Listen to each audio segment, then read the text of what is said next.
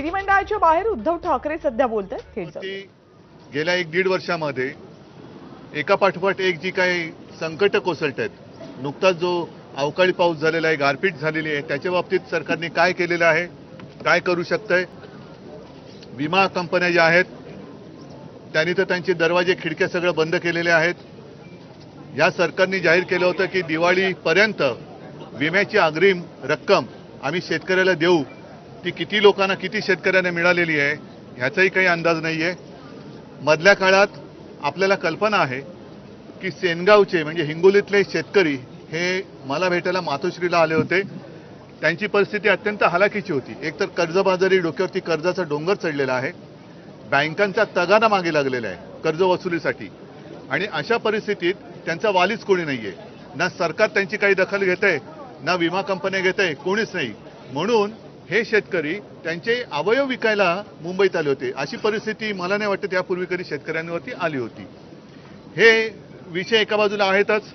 त्यानंतर तुम्ही पाहताय की दर काही दिवसांनी एका पाठोपाठ एक काही ना काहीतरी सरकारी पक्षाकडनं, म्हणजे सरकारचे जे काही लोकप्रतिनिधी आहेत, आमदार असतील, आणखीन कोणी असतील, किंवा त्या सरकारला समर्थन देणाऱ्या पक्षाचे त्यांचे काही पदाधिकारी असतील, त्यांच्याकडनं गुंडागर्दी सुरू आहे. काल परवाकडे कोल्हापूरमध्ये एक घटना घडलेली आहे. घरामध्ये घुसून मारहाण झाली. ते सगळे व्हिडिओ आपल्या माध्यमातून जनतेला गेलेच असतील. त्याचाही एक न्यायनिवाडा लावावा लागेल, कारण त्यांच्यावरती कारवाई होणार आहे की नाही हा एक विषय आहे. दुसरी गोष्ट, सध्या पत्रांचा जमाना आहे. आम्ही 1-2 पत्र दिलेले, एक निवडणूक आयोगाला पत्र दिले. त्याचं उत्तर आम्ही बघतो आहोत की धर्माच्या नावावरती, देवाच्या नावावरती मतं मागायला परवानगी जर असेल तर आम्ही सुद्धा सुरू करतो. त्याच्यानंतर मला वाटतं काल परवाकडे आपण एक पत्र दिले माननीय उपमुख्यमंत्र्यांना, कारण त्यांनी एक पत्र दिलं होतं त्यांच्या बाजूला. कारण आता मी सभागृहात जाऊन आलो, मला असं वाटलेलं की पत्र दिले एका उपमुख्यमंत्र्यांनी दुसऱ्या उपमुख्यमंत्र्यांतर बसण्यात काही अंतर पडले की काय. तसं नाहीये, बाजूबाजूला बसतायत. पण बाजूला बसलेले असले तरी सुद्धा पत्र त्यांना लिहावं लागतंय. तर ते राजमान्य राजश्री पत्र लिहिण्यास, कारण की त्या पत्राचं उत्तर कधी मिळणार त्याची वाट बघतोय. आणि ते पत्र आपल्याला माहिती आहे नवाब मलिकांबद्दलचं आहे.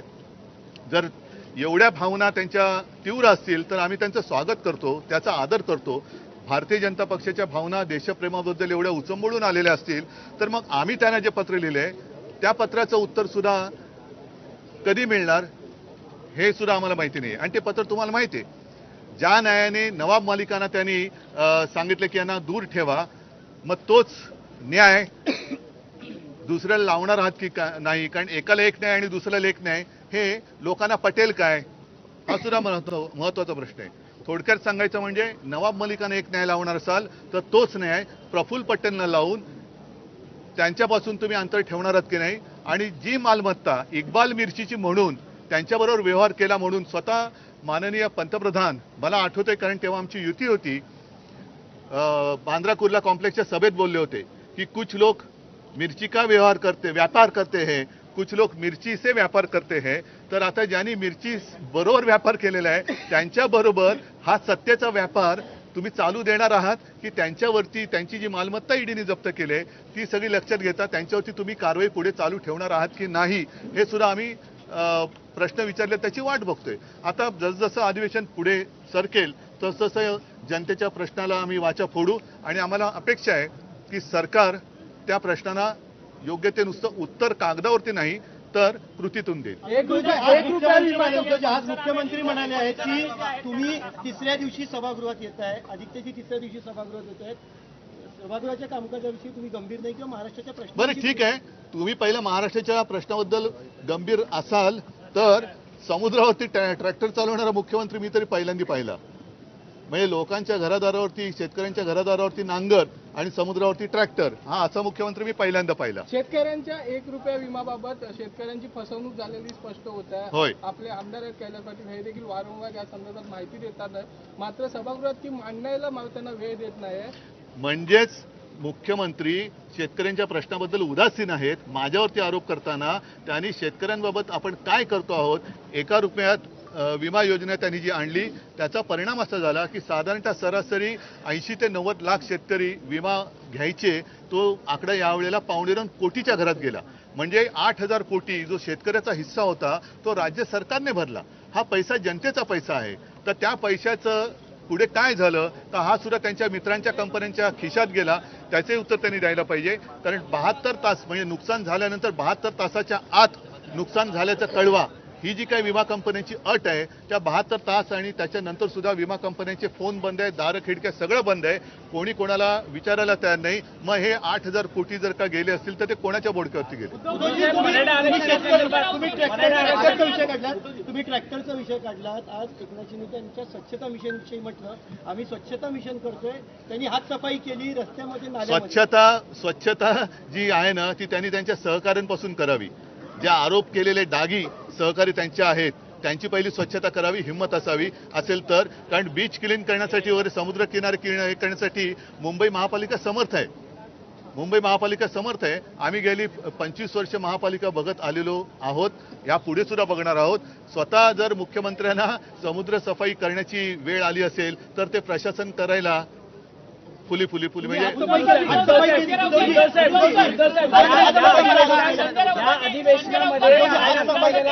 संजय राऊतांनी आपल्या पत्रकार परिषदेत खुलासा केलाय. खरं तर महाविकास आघाडीचं सरकार बनत असताना तुम्ही मुख्यमंत्री म्हणून एकनाथ शिंदे यांना बनवणार होता. त्यावेळेस हेच उपमुख्यमंत्री अजित पवार यांनी तक्रार केली होती की आम्ही एकनाथ शिंदेच्या हाताखाली काम करणार नाही. तत्कालीन मुख्यमंत्री तुम्ही झालात. मग या संपूर्ण संदर्भातला खुलासा काय नक्की?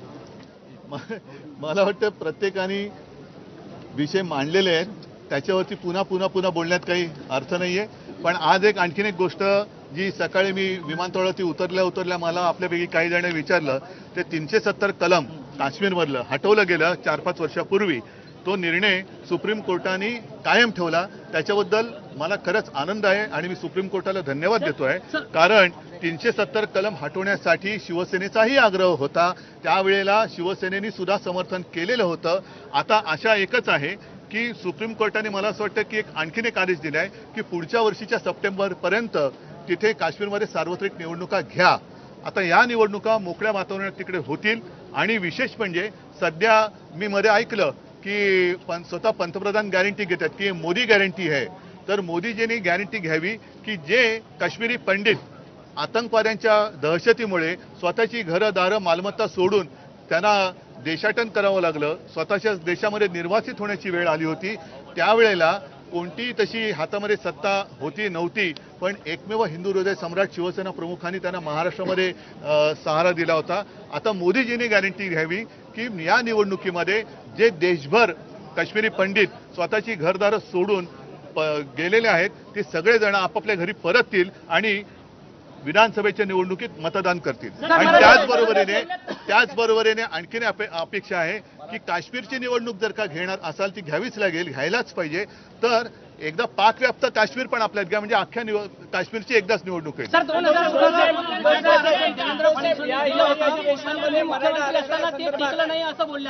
या सगळ्या गोष्टी जगजाहीर आहेत, त्याच्यात मला काय जायचं. हिवाळी अधिवेशनामध्ये मराठा समाजाला मोठ्या प्रमाणात अपेक्षा आहेत. 8 तारखेला या संदर्भातला ठराव येणं मी शिवसेनेची भूमिका मांडलेली आहे आणि त्याबद्दल शिवसेनेच्या खासदारांनी महामहिम राष्ट्रपतीजींची पण भेट घेतलेली आहे. आमची मागणी आम्ही केलेली आहे. ती मागणी अशी की सर्व समाजाला ज्यांना ज्यांना आवश्यकता असेल त्यांना आरक्षण द्या, पण ज्यांना दिलेलं आहे त्यांच्या हक्काचं काही न काढता हे आरक्षण दिलं गेलं पाहिजे. याचा अर्थ असा की आपण इकडे जरूर काय जे ठराव करायचं करा, कारण त्याही वेळेला शिवसेनेने पाठिंबा दिलेलाच होता. आमचं आरक्षण द्यायला आमचा पाठिंबा आहे, पण आरक्षण देताना दुसऱ्या कोणाचंही आरक्षण कमी न करता हे आरक्षण द्यावं ही आमची मागणी आहे. शेतकरी अहवाल दिला असताना अधिवेशनाच्या 3 दिवस मात्र नवाब मलिक आणि आदित्य ठाकरे यांची एसआयटी चौकशी यातच वेळ वाया घालवतोय. मग नेमकं शेतकऱ्यांना ज्यांच्यापासून भीती आहे त्यांच्याबद्दल असे ते आरोप करतायत आणि अशा एसआयट्या त्यांच्या पण आम्हाला बऱ्याच काढता येतील. तर त्याच्यामुळे त्यांनी त्याच्यात न जावं. कारण जर केलं तर मग आम्ही सांगू तेव्हा तुमच्या कुटुंबियांच्या सुद्धा एसआयटी आम्हाला लावून घ्याव्या लागतील. शेतकऱ्यांना पॅकेज विदर्भामध्ये अधिवेशन होऊन विदर्भाचे मुद्दे येत नाहीये, त्याच्याबद्दल हो, आता उपमुख्यमंत्री तुमच्या विदर्भाचे आहेत, त्यांना विचारा हा प्रश्न. आम्ही तर आलेलो आहोत आणि जे जे विदर्भाच्या हिताचं असेल ते करायला आम्ही नेहमीच पाठिंबा दिलेला आहे. त्याच्यामुळे विदर्भाचे काय अख्ख्या महाराष्ट्राचे जे जनहिताचे प्रश्न आहेत, जनहिताचे विषय आहेत, त्याला पाठिंबा द्यायला शिवसेना कधी कचरणार नाही. शिवसेना त्यांच्या सोबत राहील. उद्धवजी, नवाब मलिकांच्या पत्रात हे एवढं सगळं तुम्ही दाखवतायत का?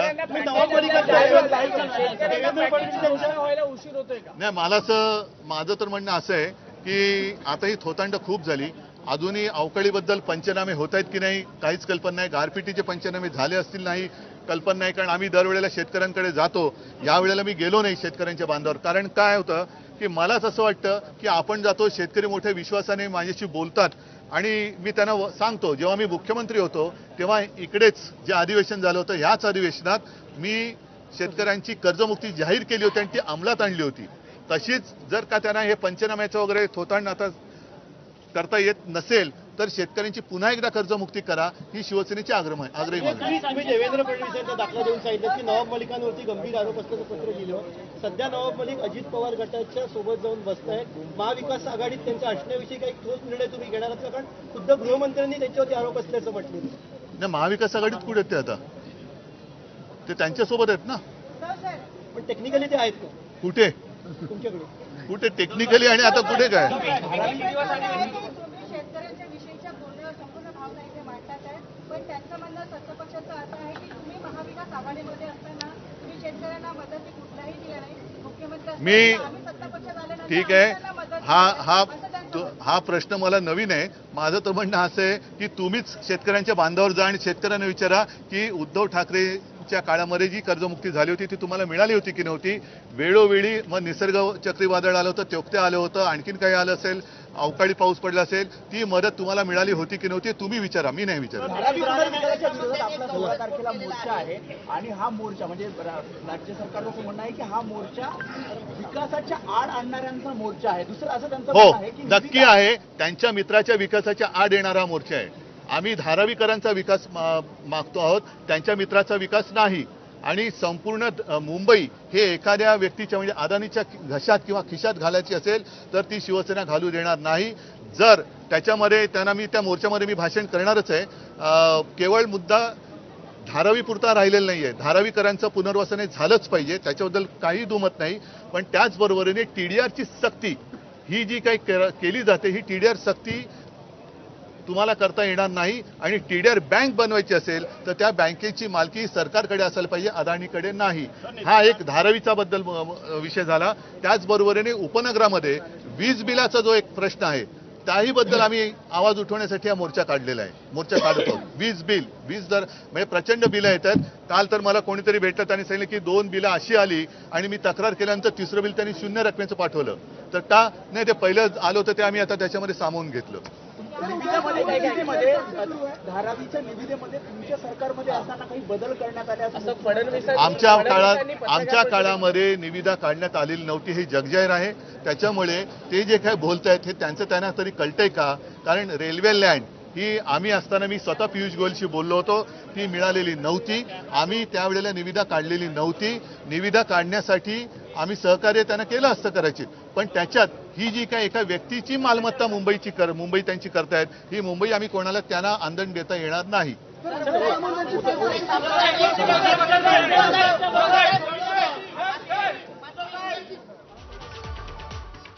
तर TDR सक्तीला आमचा विरोध आहे. TDRची बँक सरकारकडे असावी, अदानींकडे नको. धारावी पुनर्विकास प्रकल्पासंदर्भात 16 डिसेंबरला ठाकरे गटाचा मोर्चा निघणार आहे. त्या पार्श्वभूमीवरच्या प्रश्नाला उत्तर देताना उद्धव ठाकरे यांनी हे वक्तव्य केलं.